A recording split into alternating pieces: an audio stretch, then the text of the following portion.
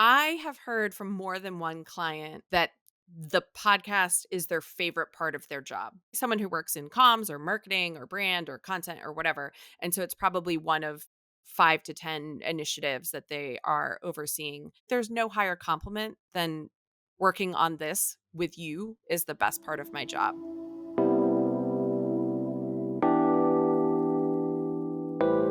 This is Podcast Perspectives, a show about the podcast industry and the people behind it. I'm your host, Jeff Umbro, founder and CEO of the Podglomerate. Today on the show, we're speaking with Pod People co-founder and CEO Rachael King. Pod People is a podcast marketing and production firm that works with folks like CNN, Netflix, and Condé Nast. Rachael is the first repeat guest on the show, last time appearing in September of 2023 on a panel episode with Amrita Khalid, formerly of HotPod, and Alex Goldman, formerly of Reply All, discussing the state, past, present, and future of the podcast industry. On this episode, we chat with her about how her previous predictions held up today, how she learned to become what I call a client whisperer and what that means, and we'll discuss her predictions for the year ahead. So let's get to the interview.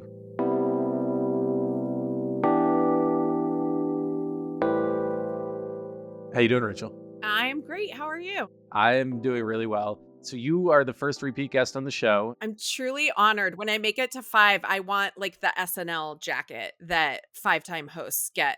I want, like, some version of that. We'll get you a coffee mug. Great. Tell the listeners who you are and what you do. So I am Rachael King. I'm the CEO of Pod People.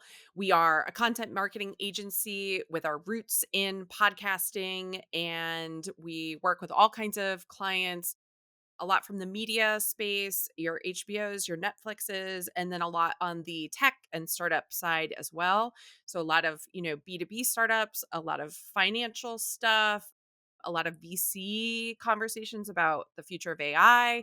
So it's a really broad range, which is cool. So you were on the show for our first panel episode about 10 months ago with Amrita Khalid, currently of The Verge, formerly of HotPod, Mhm. and Alex Goldman, who is about to launch his own new project that he talks about in his newsletter. You had said that the industry was in the midst of a major course correction. So now that we are 10 months beyond that date, do you agree with that statement? Yes, but the settling is still happening. The settling is taking a long time. And I think it's because it's so much more widespread than just podcasting. The media industry writ large is having a reckoning with its business model and consolidation. And what does that mean for entertainment as a whole?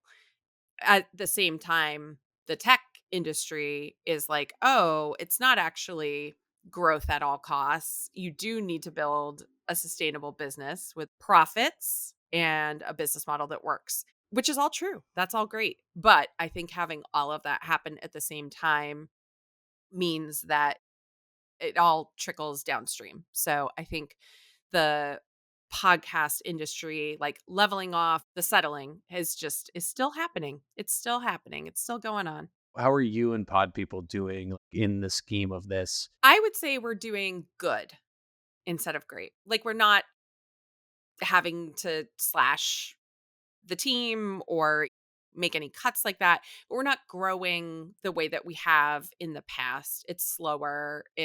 I want to grow again. And so I'm just getting impatient because I am a person who really likes to build and really likes to grow. And so when it feels stagnant, I hate that. But then I look around and see how many of our colleagues and friends are not stagnant, but struggling, and I'm like, "Oh, it's actually okay. I think stagnant is pretty good right now." In that conversation 10 months ago, you said your goal was slow and steady growth. Yeah, so we've achieved that. Against my will, we've achieved it. You're essentially a services company, and you are a third party organization that can assist with production, marketing, and everything in between. And at one point, you guys did dabble a little bit in like original productions.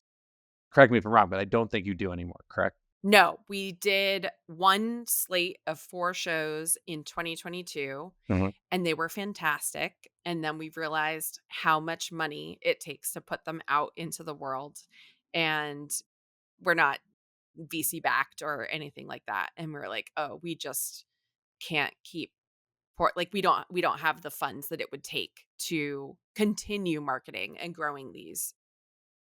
So they were wonderful experiments. But yes, we have refocused on for hire. We're 100% for hire branded commission based work. Yeah. Podglomerate is like 98% for hire Yeah, commissioned we work. are also 98%. We have one project we were like, "Okay, we really wanna do this. We'll, give you a break for an IP stake," but that was an exception. The reason I'm asking is because I want to talk about the crux of why that is. I feel like a few years ago, you could launch a show and maybe you weren't going to get rich off of it, but you probably, well, sometimes you didn't lose money on it if you made Mhm. like a show for fun. The conversation surrounds the idea that that's no longer true unless you have years of runway. You're not going to make any money on it, or unless you have some giant celebrity behind it, which we all know how that goes. But I don't know. Am I wrong in thinking that? What is a sustainable model to launch a new original show these days? You need the trifecta of not a celebrity, but the right talent, and that doesn't necessarily mean someone who has a huge social following or whatever. It means that they are beloved or recognized as an expert in a field, or they are just like so goddamn good at this that they are undeniable. Thinking about like Ron and Wait for It, for example. PJ Vote and search engine. Exactly, right? It's the exact right person who can go so deep and this content is so authentic to who they are that you can't help but pay attention. And then the show structure itself is also just phenomenal, whether it is just really, really well done storytelling, like best in class, or it's something creative, like a game show or really interesting dating shows. Right. That I think kind of breaks through because it's something so interesting, or there's a hook, like Julia Louis Dreyfus's show talking to specifically women over 50. I think that is because it's an underserved market. Like that's one of the reasons that broke through combined with the right talent. And then you do also need some kind of marketing budget or or at least an initial audience built in. I think Wait for It broke through because Ron has such a following within the industry and being part of Radiotopia. Obviously PJ also had that credibility. He had Odyssey behind the show too.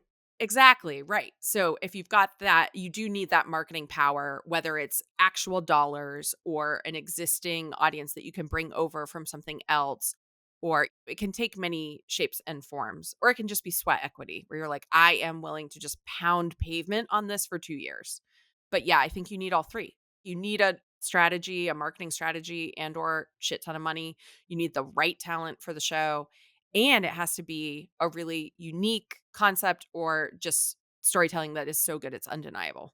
This show in particular lately, and I think a lot of the industry has been like so doom and gloom about like, we're never going to be able to make these great shows, but there is a way to do it. You just have to, for lack of a better word, you just have to do it better than you ever would have before. I think we got because it was the early days and it was kind of easy in the beginning. Then when it gets hard because there's competition, it feels relatively so bad compared to how easy it was before. But like, think about trying to get a book to break out. Think about trying to get a TV show to break out that isn't plastered on the front of Netflix. Like, it is so hard in any media, in any industry to make a hit. You need that perfect trifecta of like, the content has to be good and it needs the right marketing strategy and you need the right talent for the role. Even if it's just they could be a no name, but they're just so undeniably good.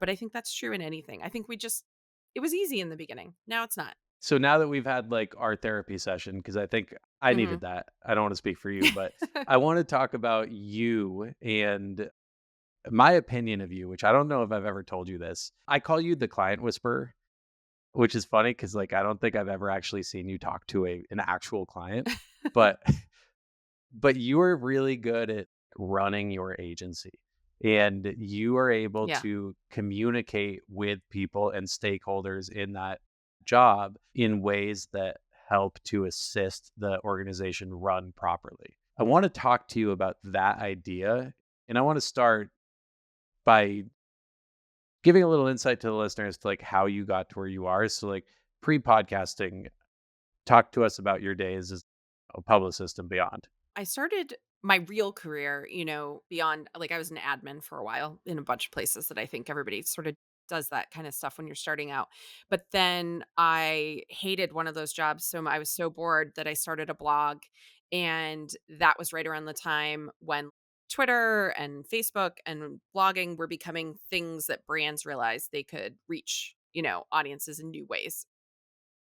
So I gathered enough experience to get a job at an agency as like their first social media account executive, and taught the National Guard how to use Facebook as a recruitment tool for a couple years among other clients, but that was obviously the most interesting challenge. And then went in-house at Adobe for a while, realized I did not like being at a big company, but I was in San Francisco, so I looked around and joined a couple startups and came up through social media, community building, content marketing, and eventually took on more of a comms role at one of them that turned into more like PR. I mean, all of these things are helping a brand, an organization tell their story in a way that someone's going to care about, right? That's going to resonate and or demonstrate their brand values in a way that will make people trust them and feel affinity for them. And then after a few years in startup world, I started my own boutique PR agency in Los Angeles, working with primarily underrepresented founders, super early stage folks who were basically launching their new product or service to the world, and I wanted to help them like get that right. That launch moment is so crucial. So I worked with a partner, and we had just a two-person boutique agency for a few years. Started to get really burnt out after a while, and I wanted to stay in client services. I do really love that world, and so I was like, what could I do that's related? I had a podcast of my own at the time just for fun with a friend. And right when, Serial happened, I was like, oh, same thing as brands needed to figure out social. And now they're going to need to figure out, the smart ones are going to need to figure out audio and podcasts. And the ones who move quickly in this area and do it right are going to have the stickiest, like deepest, most, deep trusting audience in the world. I started Pod People officially in 2017, very much looking up to the Pacific Contents of the world, RIP, of which there was only one. There was only Pacific Content, but I love those guys, and I think that their ethos was incredible. And I was like, I'll do that in the States. So yeah, that's how Pod People started. And now we're almost 7 years in, which is crazy. But yeah, we've sort of been along for the whole ride of the industry. I tell you this all the time. I kind of look at you as like the big brother or sister of Podglomerate because we actually launched at the exact same time. But I always assume that you're just like operating like a year ahead of where we are. But I think that it's been cool to see how you work with your team and your clients and everything. And most of the people that we work with as agencies are not thinking about podcasting nearly as much as us or at all. So, how do you kind of introduce some of your clients to this space when you know that this is like one of 20 things that they're focused on every day? My first question has nothing to do with podcasts. It's always, what is it that you're trying to do over the next year? Like, what is your business goal and marketing goals? Who do you want to get in front of? And what do you want them to know about you? And why do you want to get to them? Like, what's the call to action? Do you want to keep them around forever? I mean, it depends on like the product or service that they are selling, if that's what they're doing. Or it could be a nonprofit where they're like, we want donors, or trying to recruit, whether that's employees or members or what have you.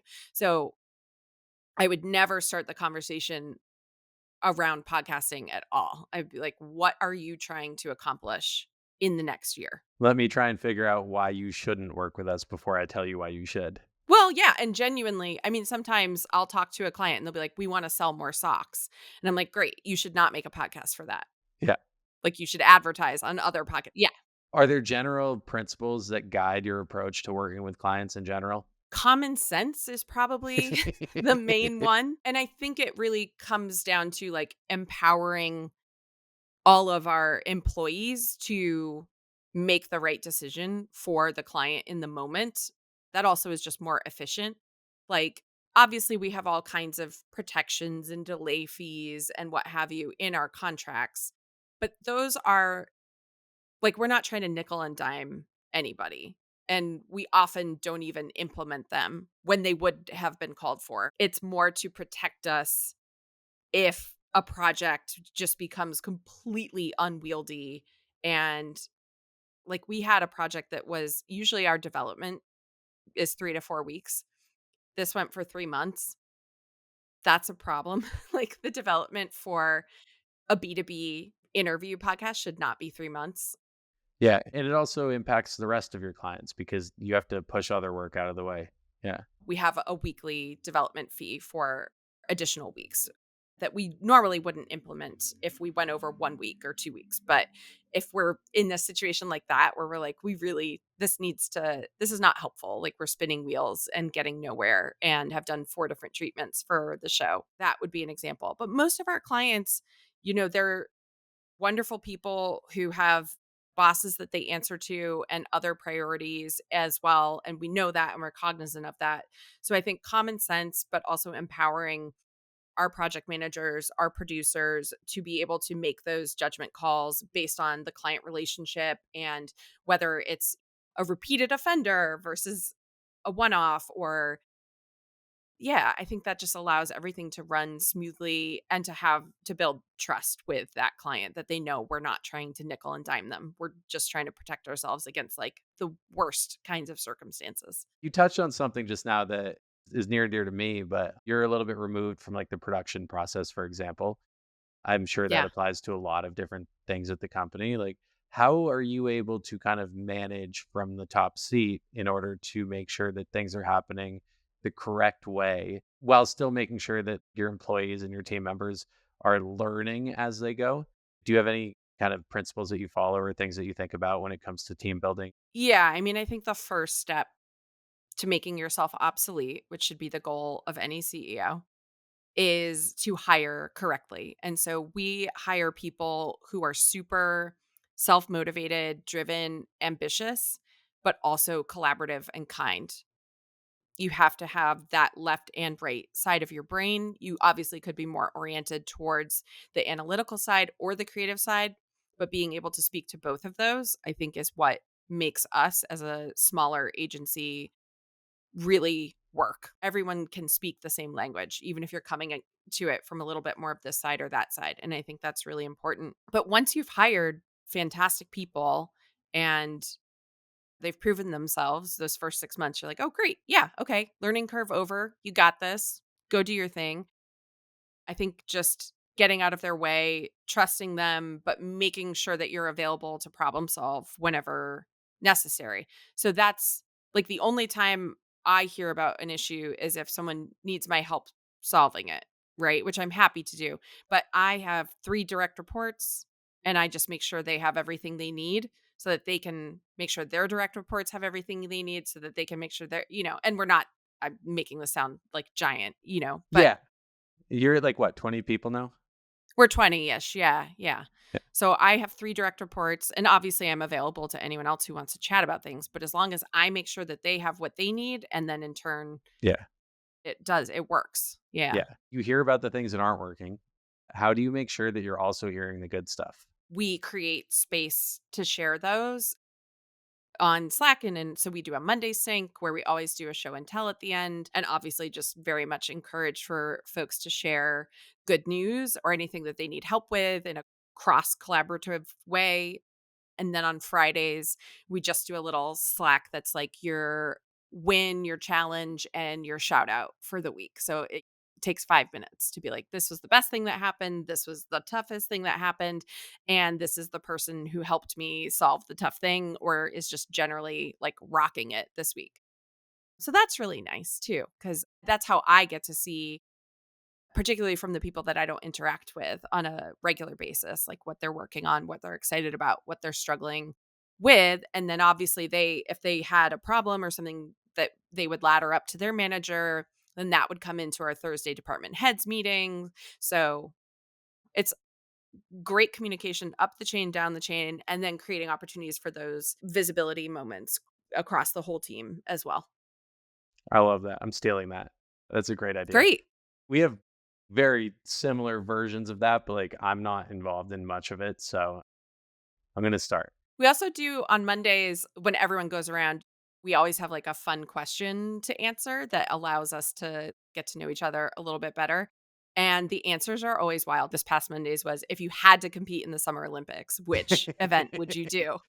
And it was wild to hear everybody's, it's just so fun. And it's just a nice way to like bring some levity, obviously, to that first meeting of the week, but also get to know everybody on a human level. I'm stealing 2 things from you, at least. Great. That's a very fun one. Even at half of your size, we're a fully remote company, so, like, you do have to, like, very proactively make those spaces or it just won't happen. What is some of the best feedback that you've gotten for you, the team, the company, just in general? I have heard from more than one client that the podcast is their favorite part of their job. Because it'll be someone who works in comms or marketing or brand or content or whatever. And so it's probably one of 5 to 10 initiatives that they are overseeing at any given moment. And I constantly hear from clients, certainly if it's ending, if it was like a limited series and it's coming to an end, they'll be really sad and be like, I'm going to keep trying to think of a way we could do something else together. But yeah, I think that's like there's no higher compliment than working on this with you is the best part of my job. Okay, so since you are a recurring guest on Podcast Perspectives, I want to get some predictions from you because that seems to be the only thing I ask you, which is funny. We've only ever done one prediction episode, and you're the one who's been on it. So, what do you think the industry is in for in the future? I don't know if this was my prediction last time, but I definitely said this and I think it still holds true. Like diversification is your best friend. No matter who you are, no matter what, and obviously within reason. You don't want to spread yourself so thin or do things that don't feel, authentic to who you are as a creator or a service provider or anything.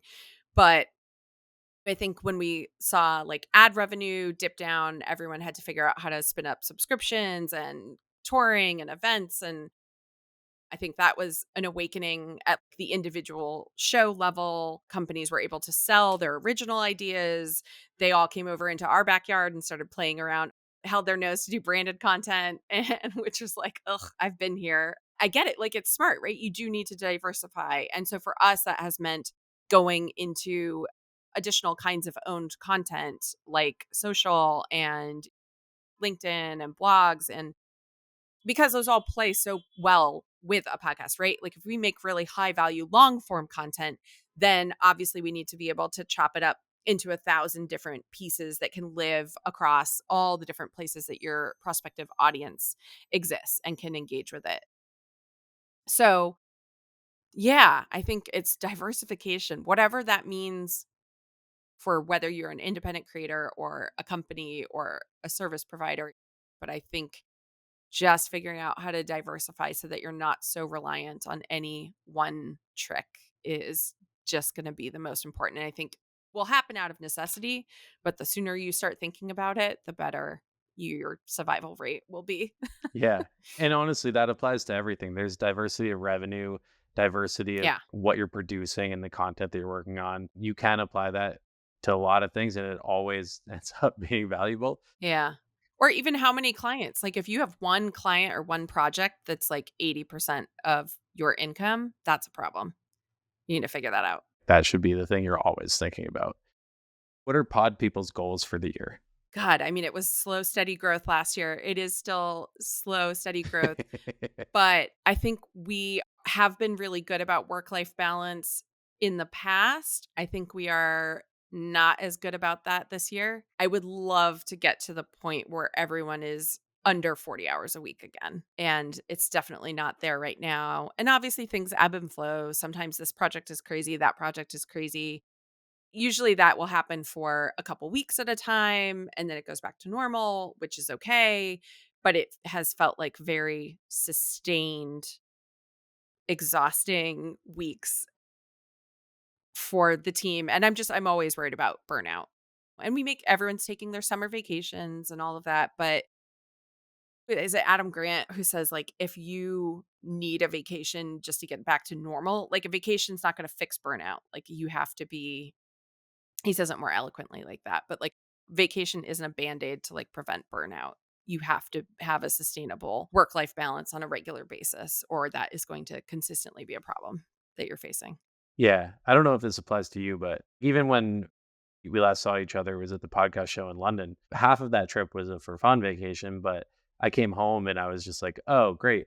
Now I have like a 100-hour week that I have to work just to get back to normal." That's not the thing that, and hopefully that's only me and like nobody at the company, but what are some of the innovations that you expect to happen in the industry in the year to come? Everyone's gonna say AI that you talk to, but it is true. Like, it is we are making a real concerted effort to use tools for anything related to analysis, brainstorming, first drafts, like anything that we could have the research, a first draft of the research done. At this point, I think it's really about habit building.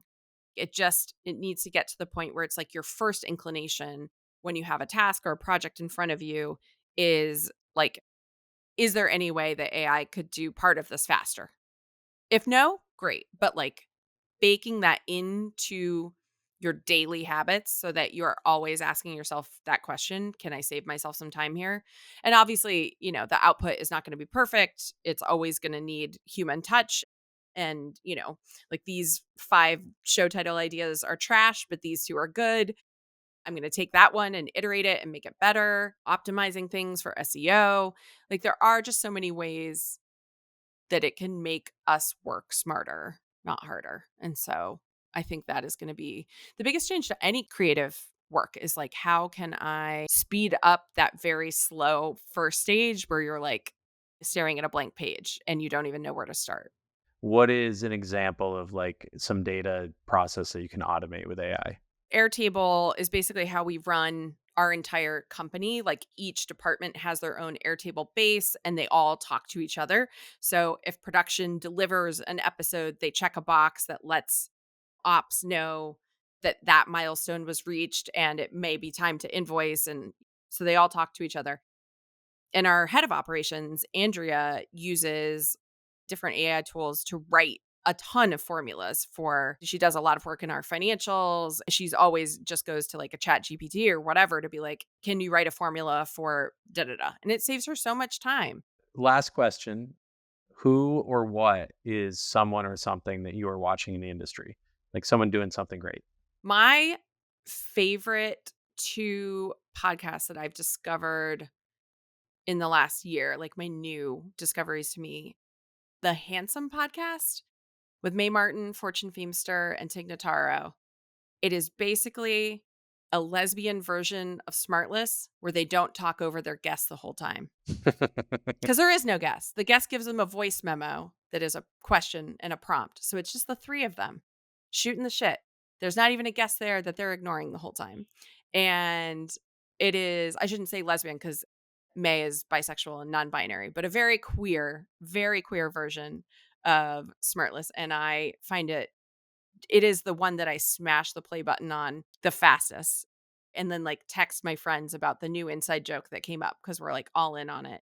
And the other one, which I think is really interesting, it's called Blind Boy. Ira Glass actually shouted this out at one of the conferences last year. And I was like, oh my God, I thought I was the only person who listened to that because he's Irish and it was one of my Irish friends who sent it to me. So he basically is monologuing, going down these incredible rabbit holes. Like he just had food poisoning. So yesterday's episode was on the history of food poisoning and how it's like born out of colonialism.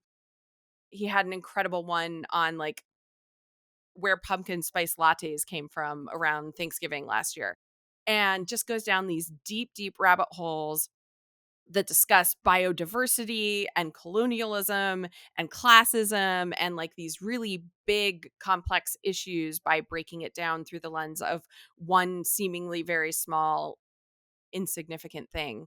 And it's over this beautiful piano music and he's just the most thoughtful human and it is so beautiful and zen to listen to. It almost feels like a meditation to listen to one of these episodes. So those 2, I'm just endlessly grateful to those humans for doing the work that they do.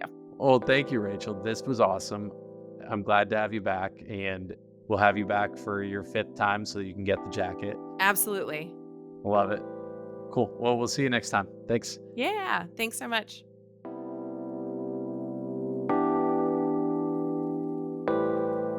Thank you so much to Rachel for joining us on the show this week.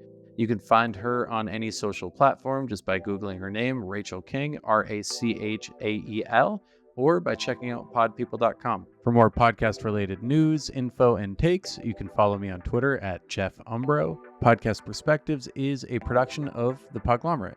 If you're looking for help producing, marketing, or monetizing your podcast, you can find us at podglomerate.com. Shoot us an email at listen@thepodglomerate.com or follow us on all social platforms at Podglomerate or Podglomerate Pods. This episode was produced by Caitlin Bogucki, Chris Boniello, and myself, Jeff Umbro.